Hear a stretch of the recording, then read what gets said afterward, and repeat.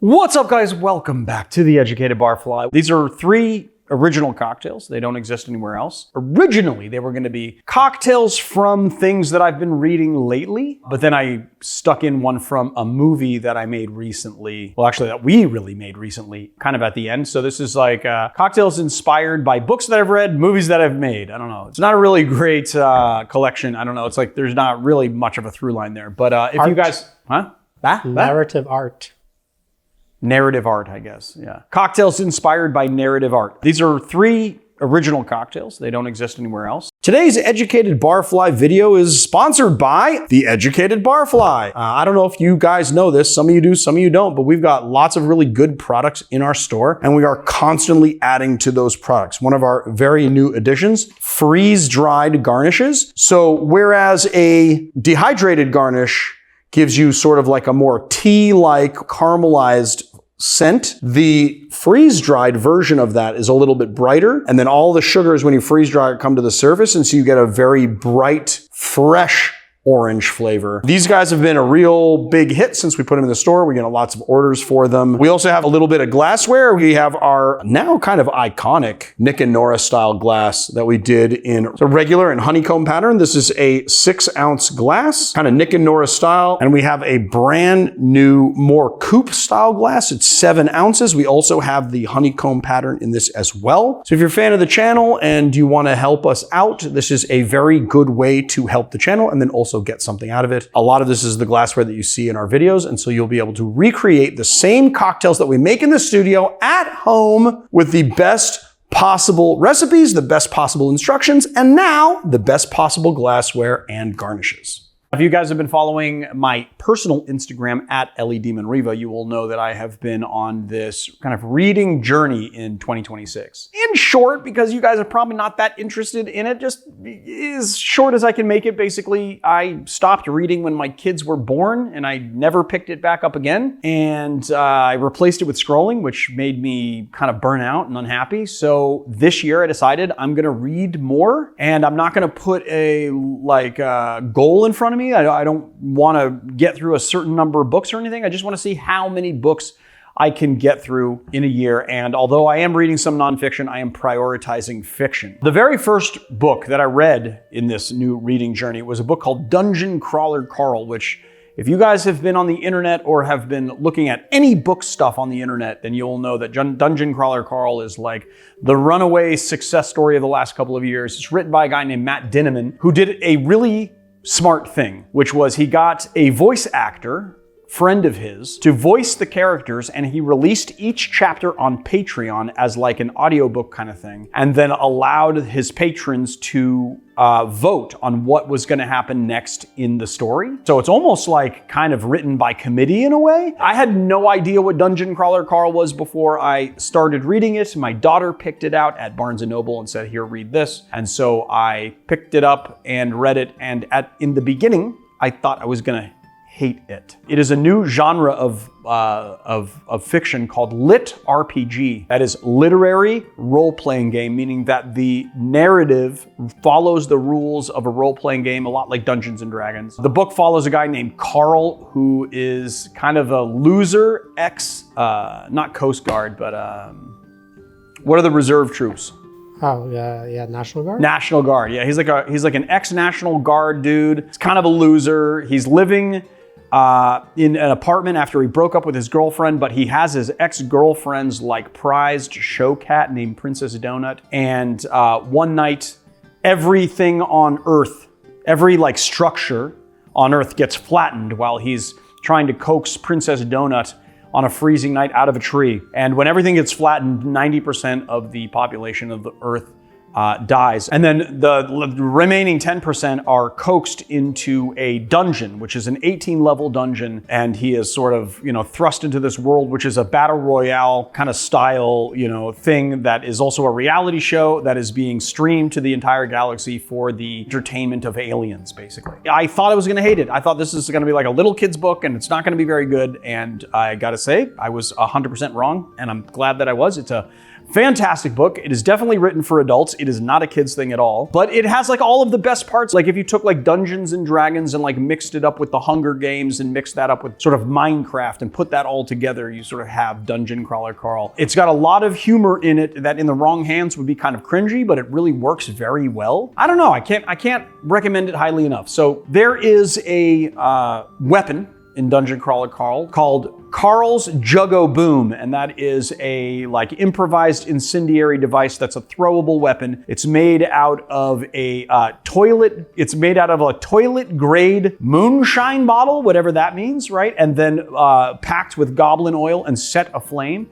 And then once you throw it, it explodes into blue flames. It's like a Molotov cocktail? Kind of like a Molotov cocktail. I played with the idea of making the cocktail blue, but with the other ingredients that I have in it, it started turning green. And I wanted to make this cocktail kind of more like, I don't know, maybe fire colored or whatever. So mine doesn't explode into blue flames. Or maybe it is orange, and if you throw it on the ground, it might turn blue. I don't know. You try it out at home. Just take your cocktail, toss it on the ground, see what happens. Anyway, I wanted to make Corners sort of like a tropical style cocktail because I don't know if you've read the book or not, but to me it just seems like Carl would be sipping on some Mai Tais or kind of tiki style cocktails. So I wanted to make a rum cocktail, and we're gonna make it right now. This is Carl's Jug of Boom. Did Paloma know what the book was when she picked it up? No, it was like totally random. She read the back of it. Even though I have been posting some book reviews on my personal Instagram for fun, I don't really watch like bookstagram videos or book talk videos, right? So there's like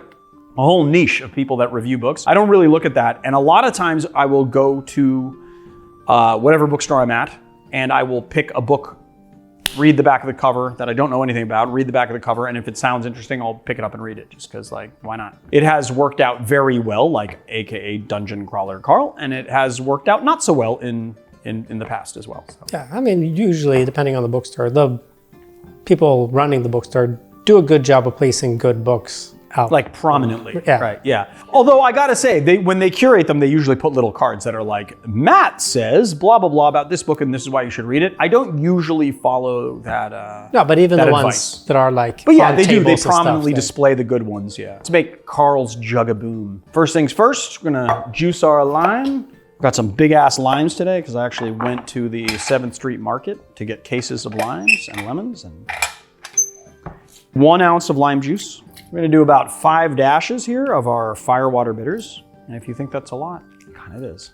Then we're gonna I made some guava syrup, which is really easy. All you gotta do is equal parts guava puree to water to sugar, and you get something that is about 45 bricks, which is a little bit under what I do most other syrups at, but I wanted to account for the pineapple syrup that I made, which comes out at about 60 bricks. And so I'm like kind of dialing in the sweetness here. So we're gonna do 1/2 ounce of guava syrup, 1/2 ounce of pineapple syrup, 1.5 ounces of Ray and Nephew Overproof,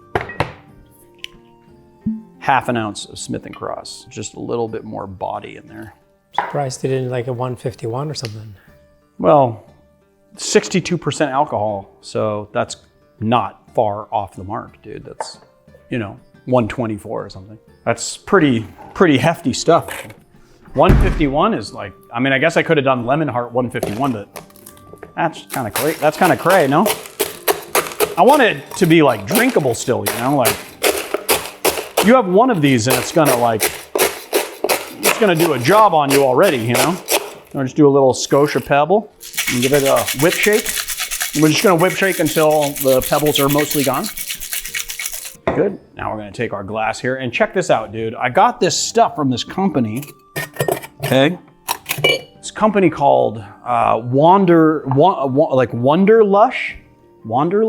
And it is those buzz buttons that have been powderized and then with little sparkles on it. So we are going to, I'm gonna cut this in half actually, kind of rim the glass with it. Not really rim the glass, this is what I like to do. And I've actually found a really good technique for this now. I like to just basically wet the side of a glass, and then I'm going to just sprinkle the dust on the side of the glass, kind of knock off the excess. And you have a nice little sparkly, buzz buttony thing. So when you eat this stuff, it gives you like a little buzz, and then it makes your mouth kind of go numb, which I thought was fitting for this cocktail. It doesn't really taste like much, but so we're just gonna throw the cocktail in here like so. Grab some ice, throw it in there. There we go. I think that might be enough. I was gonna do a mint sprig. What do you think? You think mint? I'll let you decide. Mint sprig or just like simple? No, this is good. I mean, if anything, where would he get fresh mint sprig? To get like some old, dried up pineapple seems more right. Yeah, that's true. Yeah, if you're like stuck in a battle royale dungeon. Yeah. Okay. Nobody's got fresh mint. Nobody's got fresh mint. That's true. All right, let's give it a sip and see how we did. I don't want to sip it off the side though, because we need that side for. Ooh, hefty, nice and juicy. Ooh, that's nice and spicy. Yeah, I really like it. It's just really nice tropical fruit flavor. You know, you got the pineapple, you got the guava. The thing about guava is that it's very subtle in its flavor. It's got this like subtle, sort of rich flavor to it. Along with the pineapple, is bringing in that nice sharp pineapple flavor. Obviously, you got the hefty rums. They're Jamaican rums, so those rums are gonna be very, you know, kind of tropical in feel. You got like little bruleed banana in there, you know, some kind of like tropical funk because they're Jamaican rums. And then you've got the spice from the bitters, which kind of brings in this nice kind of back palate spice, but it's not overly done. It's like a nice amount of spice. And then, of course, you got the buzzball thing. There it is, Carl's Jug of Boom.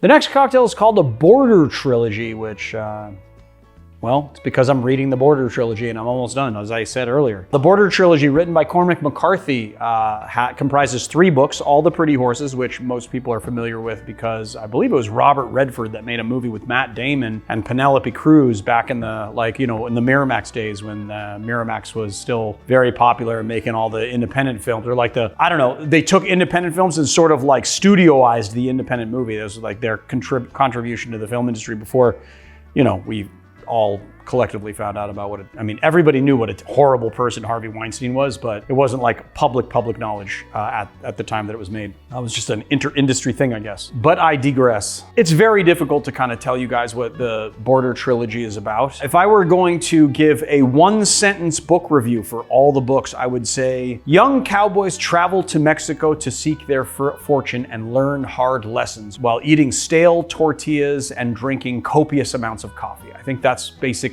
what sums it up. All the Pretty Horses follows a guy named John Grady Cole who leaves home for no discernible reason other than to just seek his fortune in Mexico, has some adventures along the way, and goes on this sort of odyssey until he finds a hacienda to work at, becomes a cattle rancher. He's kind of the horse expert or whatever, and falls in love with the hacienda owner's, what they call the hacendado, which is like the hacienda owner's daughter. She is being primed for a life of, you know, riches and luxury, and they do not want some poor ass cowboy being in love with their daughter, and so they fix it to, you know, fix his wagon. He learns a very hard lesson by the time he gets back to the United States. Then that brings us to The Crossing, which is probably the best of the 3 novels, which follows a guy named Billy Parham, who's also, you know, working on a ranch, his family ranch, and decides to leave his home. But he leaves his home because he traps a wolf that has been ravaging the local farms. And everybody, all the farmers, and his father included, want to kill the wolf and be done with it. But he feels bad for the wolf, and so he decides to escort the wolf back to the mountains of Mexico where he thinks it comes from. And in doing that, goes on this kind of, again, like an odyssey of self-discovery. It is a coming-of-age drama that the main character like goes through hell and back and definitely comes out of it with major PTSD. It is my favorite of the 3 books, and it's hard to get through, not because it's hard to read, although Cormac McCarthy doesn't like to use punctuation, so there's no like quotation marks. Sometimes it's hard to know who's talking or what's happening. There's a lot of philosophical asides. You know, Billy Parham will get into these conversations with various people that he meets on the road, and they have these very philosophical discussions about life, about death, about the, you know, the meaning of the universe. It is a very deep book, and it is a very beautiful book, but it is also, you know, very much like a realist's look at some very harsh reality of life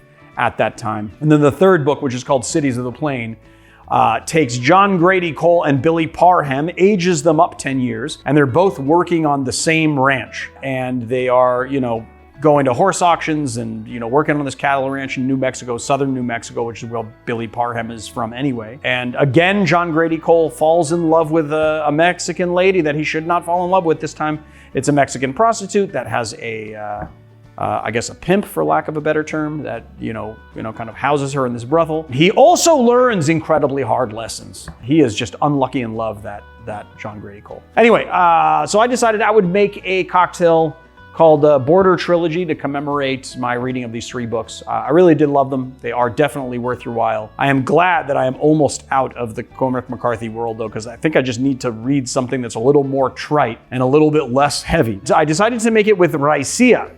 So, Raicilla is a destilado de agave, an agave distillate. Technically a mezcal, but it has its own denomination. Since 2019, it is made in Jalisco, kind of close to Nayarit. Although it is also made with roasted agave hearts, the same way that like mezcal or tequila would. It really boasts like a very fruit-forward, also very cheesy, funky flavor profile. That's the only way that I can describe it. This is my absolute favorite, this La Venenosa Raicilla, and this particular expression of it is incredible. It's got this like blue cheese sort of nose, and then also on the finish as well. But then it also has like a lot of like salinity and some minerality to it, and then it also has a lot of like fruit flavor, like a lot of like almost like lemon and citrusy notes to it as well. It is incredibly good, really nice to sip. We're gonna be making it in a cocktail today. That's everything that I got for you. That was a lot. That was a lot, yeah. I mean, like I was like, I'm gonna do a 1-sentence book review, and then decided to just give the 1-sentence book review and then not stop there and then just continue with the book review. But I think I summed up the books pretty well, I thought. You know, I mean, like, I don't know, it's kind of difficult to sum up books in which a lot happens and then like kind of give sort of a little sense of what the book is like to read, but also not give away too much. I didn't want to spoil the book for anyone, and I don't think I did. I think I did an all right job. So I'm very happy with myself. Okay, this is gonna be a very simple one. You're gonna notice a theme developing between the cocktails that I've made for this video. So we're doing a lemon this time, but look at what a job our juicer does on that. Like, look at that. There's like nothing left. It gets all the juice out. Look at that. It's incredible.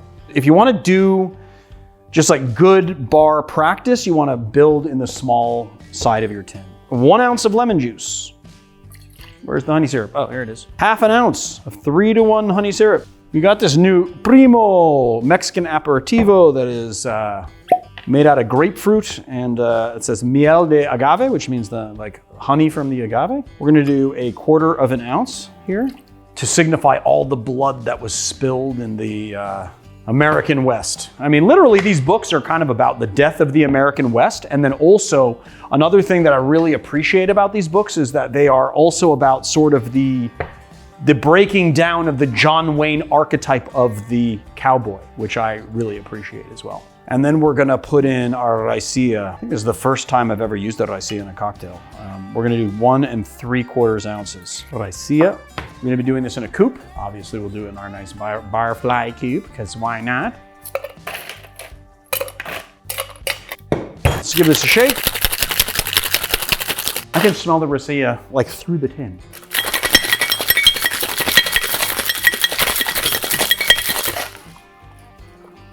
Give it a strain. Oh, it's like the sunset of the American West. Let's give it a taste.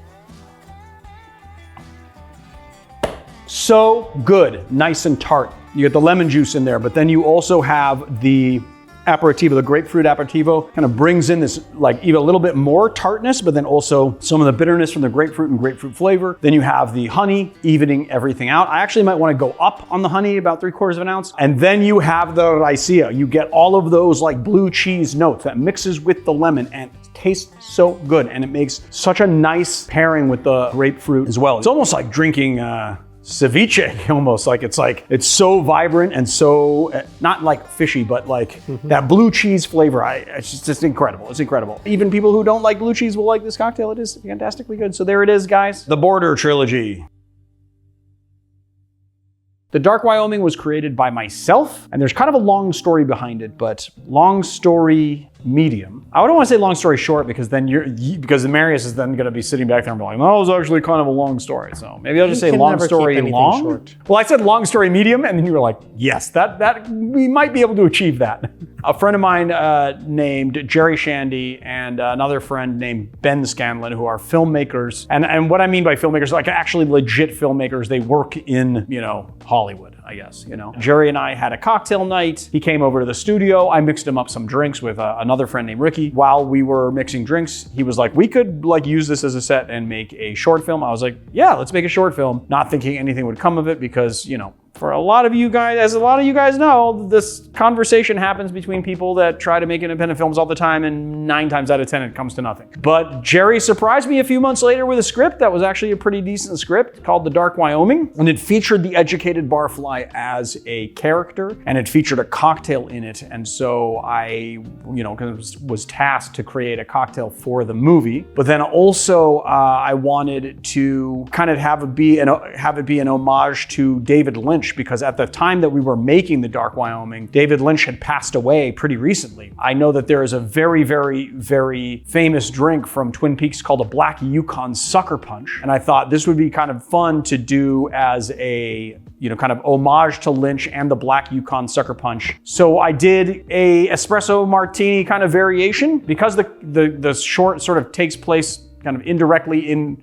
Wyoming or about Wyoming, I asked Wyoming Whiskey if they would kind of sponsor, and they gave me some free whiskey. So although they did not pay me to do this, they did give me free whiskey, so they kind of paid me in whiskey. So anyway, I thought it would be great to have Wyoming Whiskey, which is a fantastic whiskey brand, be in the cocktail, then we can just play in the whole Wyoming theme. It also played in the Wyoming Film Festival and is actually playing again in Wyoming at another film festival called the Wyo Film Festival. So that's happening pretty soon too. What's crazy is that this short film has gone on to about 10 film festivals and has won like 5 or 6 awards now. So it's actually like an award-winning short. It is not available anywhere for you guys to see yet. But once it does its initial festival run, we will probably be putting it on YouTube, so you'll be able to see it there. And yeah, I don't know, it is fantastic. I don't want to give away anything, but it does have to do with this purple flower.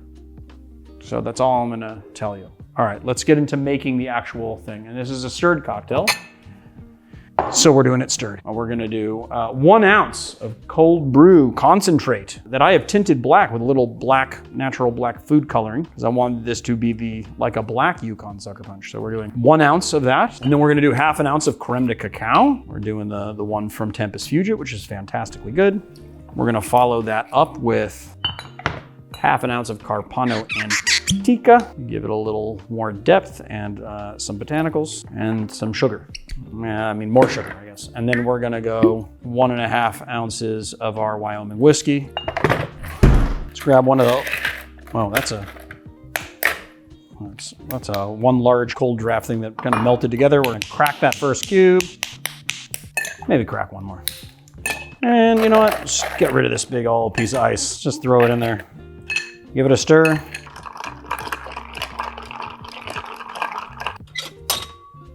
So I want to use the same glass that we used in the movie, which is this nicely printed Nick and Nora. Ah! Well, it goes in the wash. We'll give this a strain here. Last but certainly not least, we're gonna give it a cream top. We've tinted the cream top blue. We want to layer this on top here, so we're just gonna squeeze bottle it. So if you take a squeeze bottle with a coil inside, then you can easily expand the cream. You can also do it actually with a milk frother if you want, like a larger thing, just milk froth it. Jeffrey Morgenthaler does it in a mason jar. You just don't want to overdo it because then it doesn't layer properly. You want like a nice purple flower. And this is the deadly flower from the movie here. We're just gonna place that right on top, like so. Well, tastes like an espresso martini. Although I did forget to say that I put half an ounce of Cointreau into the cream and then whipped it with a little orange liqueur. So you got that nice bright orange in the cream, a little bit of sweetness. You can add a little simple syrup to it. I didn't, but you can. And then you've got your espresso martini. There's actually no sugar in the espresso martini other than what's in the vermouth. You got the coffee, you taste the coffee, you taste the vermouth, and then you kind of get the sweetness through the cream along with that nice kind of whiskey that gives you the body of the cocktail. It's nice. It is a play on the espresso martini, and it's it's not the most complex cocktail, but it's pretty dope, and it looks really awesome. So there it is, the Dark Wyoming.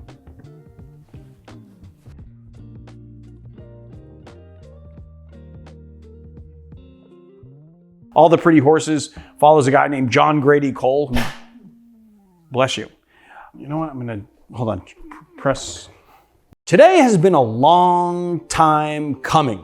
We have been working on this for the better part of almost 2 years. This is a Tiki mug that we partnered up with Tiki Diablo to make. We commissioned this from Danny before he passed away, tragically. And what it is a shrunken head of friend of the show, Eric Andre's head. He gave us some pictures of his head. We had it reformulated through the imagination of Danny into a shrunken head, and now we have a Tiki mug. I don't know how many we're gonna make. It kind of is up to you guys. This is not something that is done in a large production warehouse. This is something that is done by a very small team of artisans here in Southern California. I created a cocktail specifically for this mug, so each one will ship with a little card. Of course, it is an Eric Andre themed cocktail. You can find the pre-order on our website, theeducatedbarfly.com. Just note, it's not going to ship until maybe the end of the year. That's right, way ahead of time pre-order because it is a small team of artisans making it in California. Each of these are made in small batches. And so because they are made in small batches,